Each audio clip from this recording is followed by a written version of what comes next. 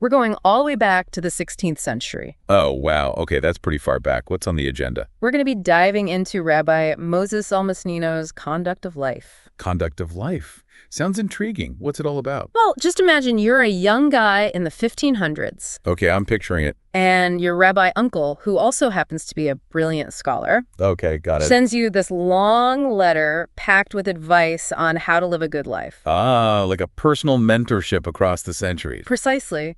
And it's even more fascinating because he originally wrote this for his nephew in Judeo-Spanish. Wow, so it's like we're getting a glimpse into a really personal exchange. What kind of advice does he give? Well, he covers a lot of ground, from everyday etiquette to, well, deeper questions about the meaning of life. It's always amazing to me how these ancient texts can still resonate with us today. Right. And one of the things that struck me is how Almosnino blends Jewish thought with classical philosophy, particularly Aristotle. Oh, that's interesting. So we're talking about a real meeting of different intellectual traditions. Absolutely. And he starts by laying out this idea that there are three types of goods that contribute to happiness, things he calls spiritual, physical, and external goods. I see. So it's like he's saying that happiness isn't just one thing, but a combination of factors. Sounds a lot like Aristotle's Nicomachean Ethics. You got it. It's like he's building on that ancient Greek wisdom, but infusing it with his own Jewish perspective. But then he throws in a question that I think has plagued humanity since, well, forever. Uh-oh. Let me guess. Why do bad things happen to good people? Bingo. Or, why do good things sometimes happen to those who seem to, well, not deserve them? Yeah, that's the age-old dilemma. What's Almosnino's take on it? It's not a simple answer, but he draws on this idea of divine justice, suggesting that hardship can actually refine a person's character. So it's not about punishment or reward in the straightforward sense, but more about the potential for growth through challenges. Exactly. It's like facing hardship, whether it's loss or failure or just plain bad luck, can help you cultivate virtues like patience, empathy, even a deeper sense of gratitude. That's a powerful way to reframe suffering. It's not about wallowing in it, but seeing it as an opportunity for transformation. And it reminds me a bit of how the Stoics viewed challenges. Definitely. There are some interesting parallels there. But what's unique about Almosnino's perspective is that it incorporates this idea of divine purpose. Hardship isn't just something to endure. It's part of a larger plan. So even in the midst of difficulty, there's meaning to be found. And this brings us back to his nephew, right? It's like he's trying to prepare him for the inevitable ups and downs of life. Exactly. And a big part of that preparation is the emphasis he puts on early education and forming virtuous habits from childhood. It's like he's saying, the sooner you start building those good habits, the better. He even uses this vivid analogy. An analogy? Now I'm curious. He compares it to a crooked tree. If you don't try to straighten it early on, it becomes almost impossible later. Wow, that's a really powerful image. And, modern psychology actually backs this up with the concept of neuroplasticity. Right. Our brains are just more adaptable when we're young. The habits we develop early on really do have a lasting impact. So surrounding yourself with good company and building those virtuous habits from a young age, got it. What else does Rabbi Almosnino have in store for his nephew? Well, he gets into some surprisingly specific territory, and it's not what you'd typically expect from a 16th century rabbi. Now you've really got me intrigued. What could it be? Believe it or not, he dives deep into the science of sleep. The science of sleep. That's unexpected. What does he say? It's not just about getting enough sleep. He goes into the ancient understanding of how it works, the role of digestion, the cooling of the heart. It's actually pretty complex. That's amazing. He was tapping into some ancient wisdom about sleep long before we had the scientific tools to really understand it. And the part that really stuck with me is this analogy he uses to describe sleep. Oh, here we go with the analogies again. What is it this time? He compares sleep to weather patterns. Weather patterns. Wow, I never thought of it that way. But it kind of makes sense, right? It does. Like, we need the right balance of sun and rain for plants to thrive. We need the right balance of sleep and wakefulness for our bodies and minds to function well. So even back then, he understood the importance of that balance. Fascinating. And you know what else? He had some pretty strong opinions about sleep etiquette. Sleep etiquette. Okay, now I'm really picturing this rabbi uncle laying down the law. Oh, yeah. And some of his rules might raise a few eyebrows today. Like, what? Give me an example. For example, he believed it was more disrespectful to fall asleep in front of your elders than to eat or drink in their presence. Wow, talk about respect for authority. Hmm. I can't imagine that flying with most teenagers today. I know, right? But it really gives you a sense of the social norms back then. And there's another sleep-related tidbit he mentions that might not be so popular with some of our listeners. Uh-oh, what is it? Don't tell me he's anti-naps. You guessed it. Almosnino was not a fan of daytime naps. He believed too much sleep could actually hinder intellectual growth. Interesting. It seems like for him it was all about maximizing those waking hours for learning and contemplation. No time for siestas. Talk about dedication to self-improvement. Welcome back to our deep dive into Rabbi Moses Almosnino's conduct of life. You know, last time we were talking about sleep, and I just remembered something Almosnino wrote about the etiquette of walking. Oh, yeah. I'm all ears. Walking etiquette, that sounds pretty specific. Right. Like, who knew there were rules for how to walk? Well, every society has its own unspoken rules, right? That's true. So imagine you're a young man in 16th century Salonika, and you're walking with, say, your father, teacher. What's the proper way to do it? Don't tell me you have to walk 3 paces behind, bowing your head. Not quite that extreme, but close. Almosnino says you should always walk slightly behind them. Slightly behind. Okay, makes sense. Showing respect and all. Anything else? And you should specifically walk on their left side. The left side. Any particular reason for that? It's not entirely clear from the text, but some scholars think it might have been symbolic. Symbolic, how so? Well, the right hand was traditionally considered more dominant and honorable, so maybe walking on the left was a way of showing deference. Fascinating. It's amazing how much meaning can be packed into even the smallest gestures. It really is, and the rules don't stop at walking either. Almosnino also has things to say about proper sitting etiquette. Oh, like what? For instance, he says you should never sit in a place that's usually occupied by someone older or more respected than you, even if they're not there at that moment. Okay, so it's all about recognizing hierarchy and being mindful of your place. Exactly. Showing respect, even in their absence. I can just imagine some teenagers today rolling their eyes at that one. Oh, I'm sure they would. But you know, what strikes me is that even though the specific rules might seem outdated now, the underlying principles are still relevant. It's all about respect, humility, and self-control. Those are definitely timeless virtues. It's just the ways we express them that might change. Exactly. Good manners are always in style, even if the rules evolve.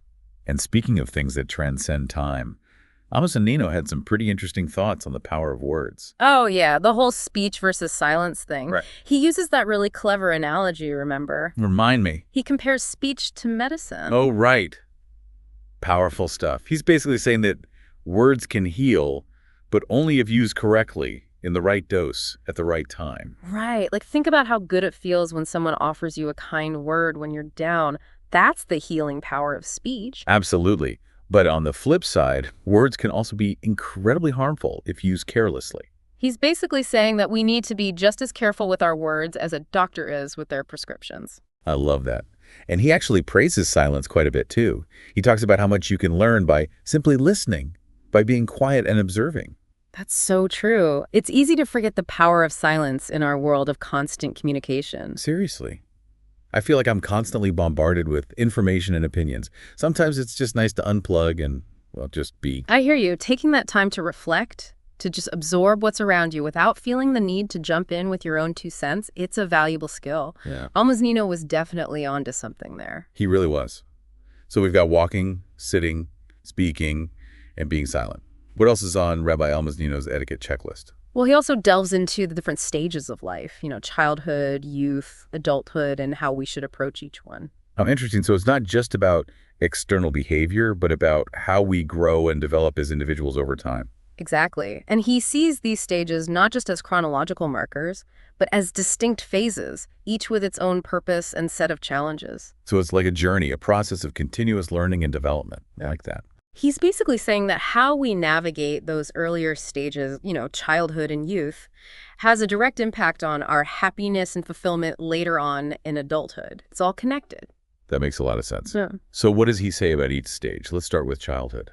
For Almosnino, childhood is all about laying the foundation, developing those core virtues that will guide you throughout life. So it's like building a strong base for the house, making sure it can weather any storms that come its way. Exactly. And then youth is about absorbing knowledge, building on that foundation, developing good habits, and refining your character. So it's like adding the walls and the roof, making the house a place where you can truly thrive. What about adulthood? What's the focus there? For Almosnino, adulthood is the culmination of all that learning and growth. It's about using your wisdom and experience to live a truly meaningful and purposeful life. It's like you've built your house, and now you're finally able to enjoy living in it, to share it with others, and to make it a place of warmth and hospitality. And he connects this to a concept that might surprise some listeners.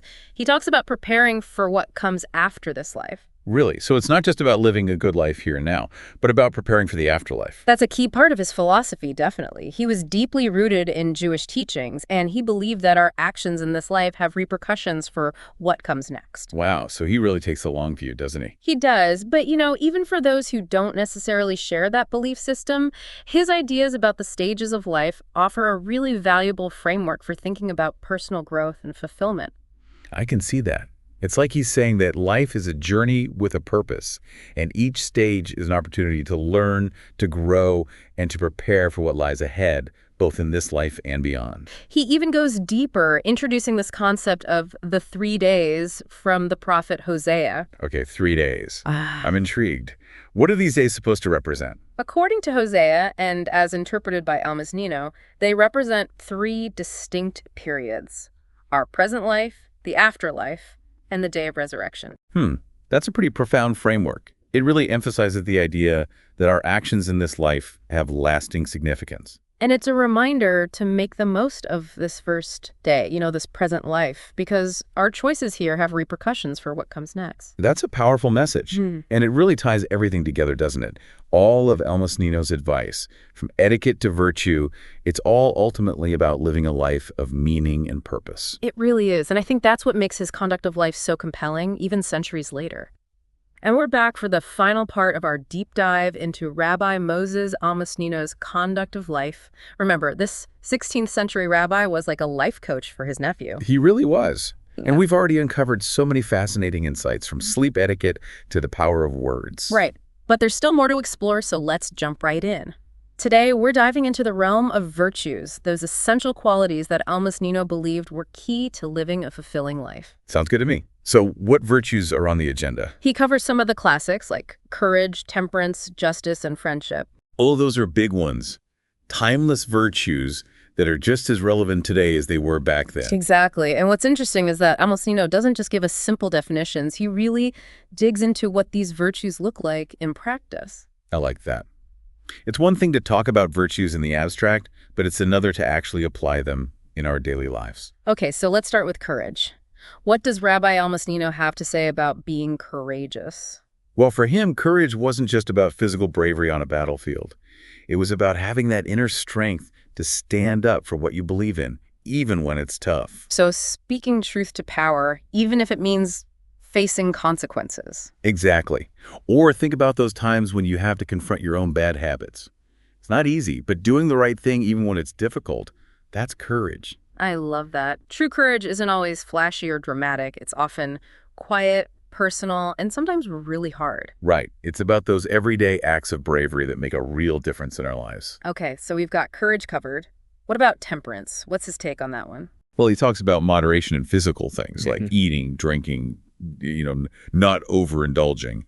But he connected to a broader idea of self-control. So it's not just about what you eat or drink, but about mastering your impulses and desires, not letting them control you. Exactly. It's like when you're really angry at someone and you're tempted to just lash out. But instead, you take a breath, step back, and choose a more constructive way to respond. That's temperance in action.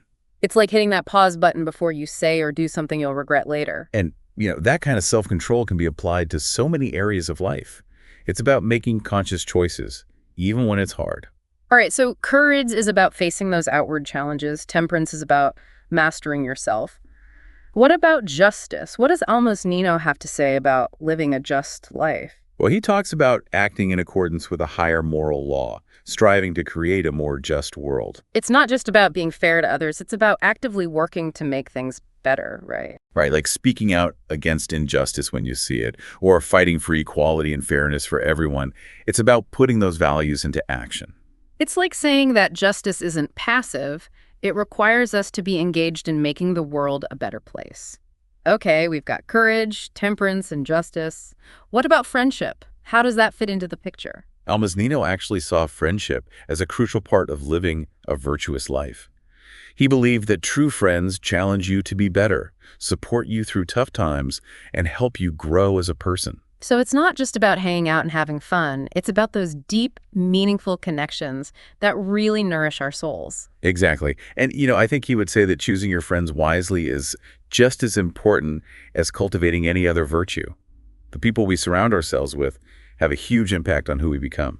It's like saying that good friends are like gardeners, helping us to blossom and grow. What a beautiful way to put it. And, it's been amazing diving into this book with you. I think Rabbi Almosnino would be happy to know that his wisdom is still inspiring people centuries later. Me too. His conduct of life is proof that some things never go out of style, no matter how much the world changes. And that's a great reminder for all of us.